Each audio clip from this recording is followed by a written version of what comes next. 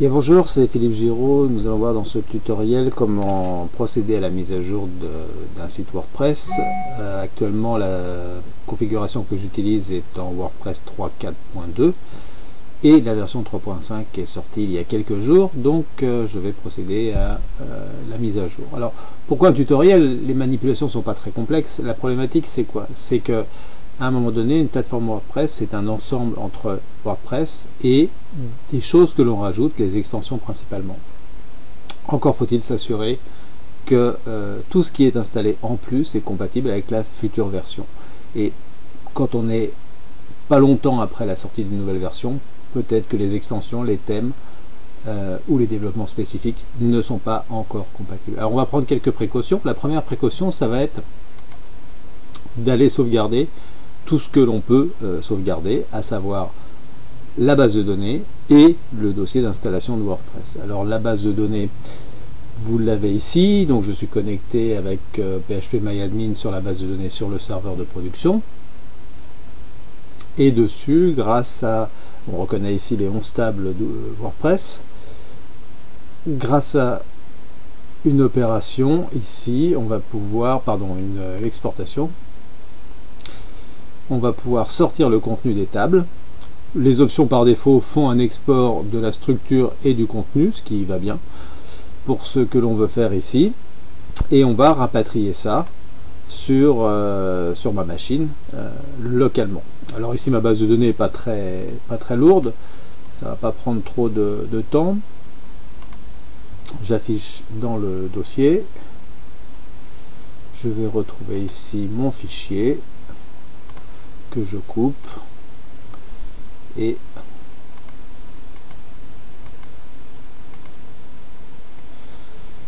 que je vais coller quelque part pour l'instant sur le bureau. Donc ça c'est fait. Si jamais on a un problème pendant la mise à jour, on pourra toujours restaurer le contenu pour revenir à la situation initiale. L'autre sujet à sauvegarder, c'est ce qu'il y a actuellement sur le serveur. Donc je vais établir la connexion FTP sur mon site. Ici mon serveur, dans le répertoire public, dossier 3W. Voilà ce que représente mon site WordPress. Alors là-dedans il y a quoi? Il y a WordPress plus les fichiers qui ont été rajoutés. On voit par exemple le fichier robot, le fichier des sitemaps, le fichier d'identification webmaster, le htaccess qui est fabriqué par WordPress, et puis voilà, après c'est des dossiers techniques. Donc ce que je vais sauvegarder, c'est tout ce qui fait partie de WordPress, c'est-à-dire tout ça, et je vais le rapatrier quelque part.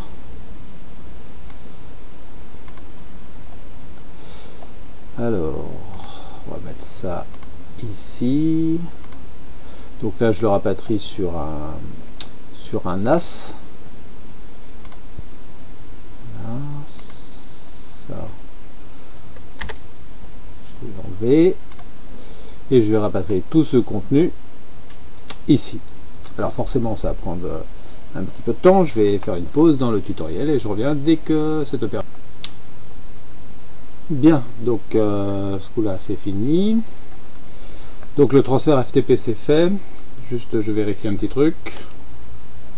Donc tous les fichiers sont bien arrivés sur le NAS. Vous les voyez donc dans la partie gauche. Donc une fois qu'on a sauvegardé tous les fichiers et le contenu de la base de données, on peut s'intéresser à la mise à jour. Alors pourquoi je prends des précautions? C'est parce que dans ce que j'utilise comme extension, certaines ne sont pas encore validées pour la version 3.5. C'est ce qui fait que je suis un peu méfiant dans cette mise à jour.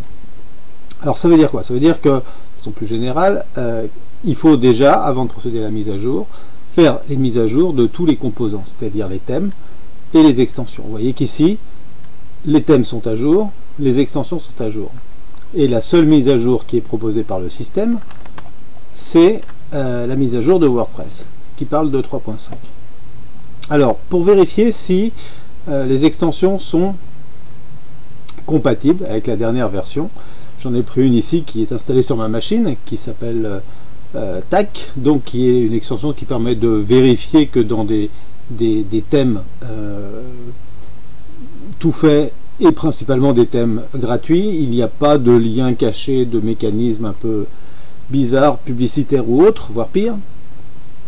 Et donc cette extension qui est installée sur ce site ici est en version 1.5, c'est la dernière version, le système ne propose pas de mise à jour, et quand je vais voir sur les détails de cette extension, je vois que cette extension a été mise à jour il y a 182 jours, c'est beaucoup, ça veut dire qu'ils ne sont pas très réactifs, on va dire, qu'elle nécessite un WordPress 3.0, ça c'est pas un problème, mais qu'elle est compatible jusqu'à la version 3.4.2, c'est-à-dire celle que j'ai actuellement. Et pour l'instant elle fonctionne très bien, mais du coup rien ne garantit qu'elle va fonctionner correctement en version 3.5.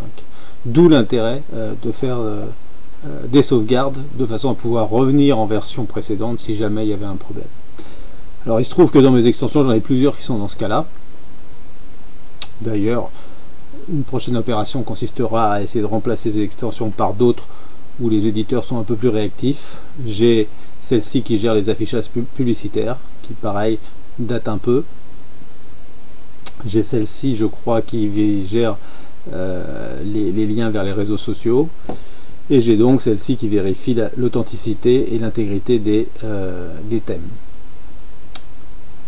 Bien, donc je vais maintenant procéder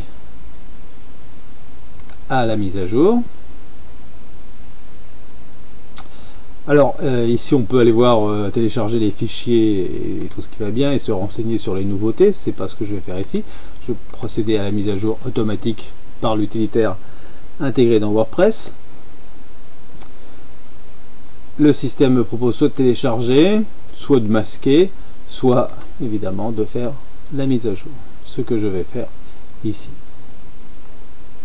Le système, comme pour toutes les installations, récupère le zip et va ensuite procéder à l'installation.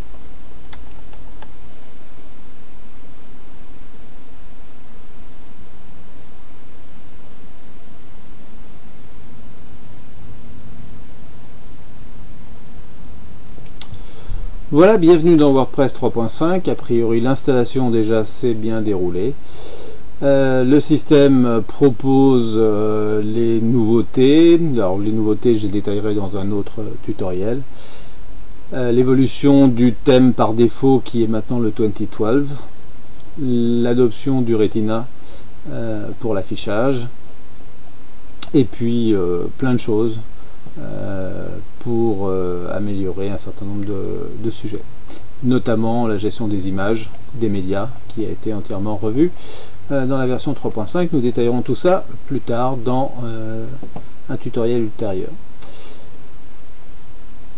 Alors, on va juste vérifier quand même que le site, a priori, fonctionne toujours à peu près dans sa version actuelle. L'accès au tutoriel.